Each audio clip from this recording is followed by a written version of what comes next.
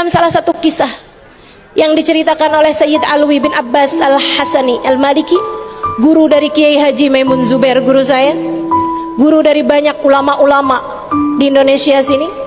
Beliau menceritakan suatu waktu beliau sedang ada safari maulid di sebuah negara di daerah Afrika. Malam-malam hari acara maulid, beliau menyaksikan ada orang tua dari awal maulid sampai akhir doa maulid berdiri.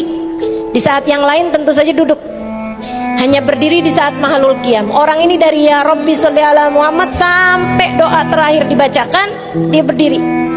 Sayyid Alawi berpikir mungkin dia sakit, mungkin dia nggak bisa duduk. Tapi ternyata sesudah doa selesai dibacakan, dia pun duduk. Penasaran, tanya sama orang di sampingnya, orang itu siapa?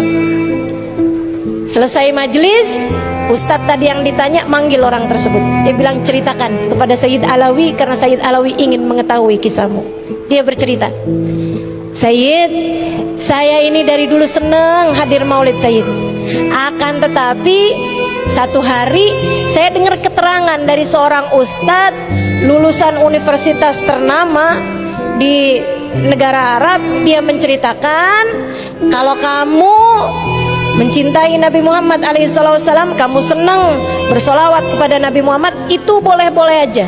Akan tetapi dengan cara berdiri ucap salam sama Nabi Muhammad itu tidak perlu dilakukan, karena Nabi Muhammad telah wafat, beliau sudah ada di dalam alam kuburnya. Nggak perlu kamu berbuat yang seperti itu. Dia bilang ucapannya serasa masuk di akal saya. Sejak hari itu saya tetap hadir majelis-majelis maulid, tapi waktunya berdiri saya nggak berdiri, saya duduk aja gitu. Saya ucap salam bersama dengan orang-orang itu, tapi saya duduk aja. Karena saya pikir betul juga yang disampaikan, Nabi Muhammad kan sudah wafat gitu, untuk apa juga kita pakai berdiri gitu. Tapi hari itu Syekh, satu waktu saya hadir dalam sebuah majelis maulid, hati saya sedang sangat rindu sekali kepada Nabi Muhammad. Hati saya sedang sangat konsentrasi sekali. Saya bayang-bayangkan Nabi Muhammad, air mata saya nggak berhenti menangis. Hati saya terus menghadirkan, mengingat-ingat Nabi Muhammad SAW. Sampai waktunya qiyam, orang-orang pada berdiri, saya tetap duduk aja untuk mengucap salam kepada Nabi Muhammad bersama dengan mereka. Saat saya sedang khusyuk, saya ucap salam, ya Nabi salam alaika, ya Rasul salam alaika. Ya Syekh, saat itu saya lihat, wahai Sayyid, Nabi Muhammad datang. Begitu melihat Nabi Muhammad datang, saya berusaha untuk berdiri, namun saya tidak mampu berdiri. Saya berusaha sekuat tenaga untuk berdiri karena mau hormat sama Nabi Muhammad SAW. Namun saya tidak mampu berdiri, Syekh. Saya tetap duduk. Saya duduk dengan terkulai, tidak mampu berdiri. Saya berusaha sekuat tenaga untuk berdiri, saya tidak mampu melakukannya. Saya malu sekali. Nabi Muhammad datang dan saya nggak berdiri, Syekh. Saya malu. Saya menangis jadi-jadinya di tempat tersebut. Sampai sesudah selesai acara maulid, saya sudah tidak mampu berdiri lagi. Saya sakit. Saya pulang dengan ditandu.